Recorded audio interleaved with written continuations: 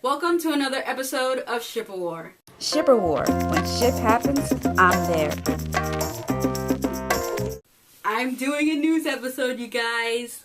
This is what I started off doing with this channel, was doing news episodes. And I want to go back to that because I really like doing news episodes over doing reviews. But in my opinion, reviews are a lot easier to do. News takes a lot longer. You have to do research and then you have to talk about it. You have to memorize stuff. It's just too much, and it was becoming too much for me. So I stopped doing it for a while, but I want to bring it back because I enjoy doing it.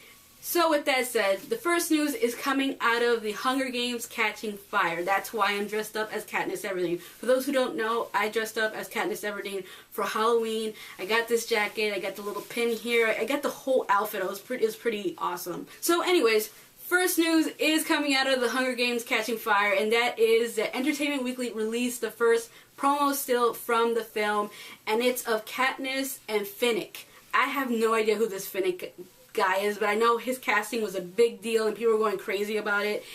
And from looking at this promo still from the movie, it seems like Finnick likes Katniss. So is there a romance going between them? I don't know. I haven't read Catching Fire. I stopped after the Hunger Games because after I read the Hunger Games, I then saw the movie, and I spent the whole movie comparing the movie to the book. And I don't want to do that with Catching Fire. I just want to go in there as a fan of films and just enjoy the movie as a film and not as a film. There was once a book, and the book has more detail, and the book is always better, and then the movie never lives up to the book, and then I get disappointed. So I haven't read Catching Fire. I don't plan on reading it, so I have no idea who this Finnick guy is or what's going on in this promo still.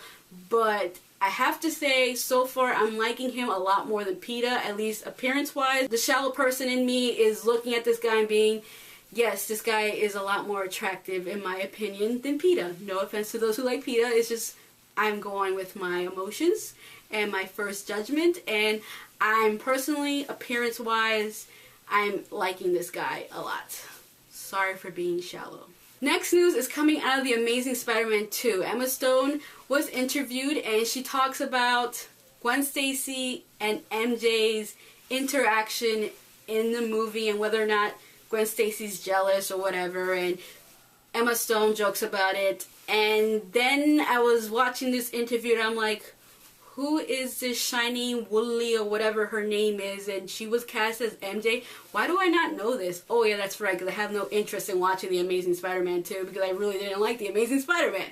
But I became curious and I googled this girl, and just appearance-wise, in my opinion, she looks nothing of what I would imagine MJ to look like. And I personally just don't agree with this casting. I'm sure she's an amazing actress, I'm going to assume, and I'm sure she's a really nice person, but appearance-wise, just going by appearance, I don't see MJ at all in her. Even trying to imagine her with red hair, just face-wise,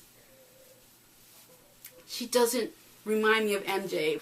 I don't know, I'm completely conflicted with this whole casting and that whole film and that whole franchise. I don't even want to touch it at this point. Next news is coming out of Breaking Dawn Part 1. So they're going to be releasing an extended edition Blu-ray box set, DVD box set, I believe, March 2nd, with extended scenes of the film. So if the first Breaking Dawn Part 1 wasn't long enough, they're going to make it longer and they're going to add stuff that I guess they cut out. Personally, I didn't like Breaking Dawn Part 1, so I am not going to most likely not even touch that box set or even pick it up and look at the price when I'm at Walmart or Best Buy or Target.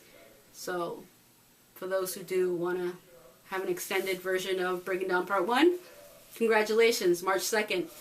And the last piece of news I'm going to talk about is coming from the other movie that's based off of a book. But this movie is based off of a book written by the woman who wrote Twilight, and that's Stephenie Meyers. Well, I'm going to be talking about The Host. Okay, so 3 posters have came out for The Host, and I have to say, I really like these posters. I'm really feeling these posters. Everything I've seen from The Host, I'm seriously really feeling. It just looks like an overall good film. Like, this can be a really great franchise if done right. I've never read any of the books. I don't know if they're, whether or not they're good or not.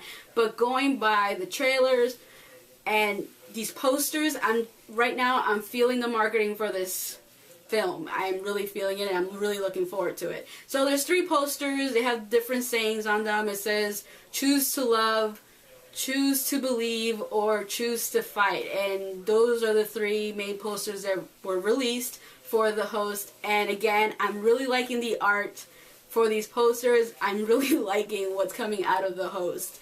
I'm crossing my finger that it ends up being a good set of films, or at least the first film ends up being good enough to make it into a franchise, because again, so far I'm feeling everything that's coming out of this film completely. So that is all for this episode of Ship War. Goodbye, and until next time. And if you haven't already, please subscribe. The premise of this story is it's about a zombie and a female, and they fall in love. At least that's what you probably think that's what the movie's about. And if you think that's what it is, you are correct to a certain extent. I know I've read a lot of comments about this film, a lot of negative comments about people saying this movie is going to ruin the zombie franchise and every movie ever made with zombies. It's going to be completely ruined because this film exists.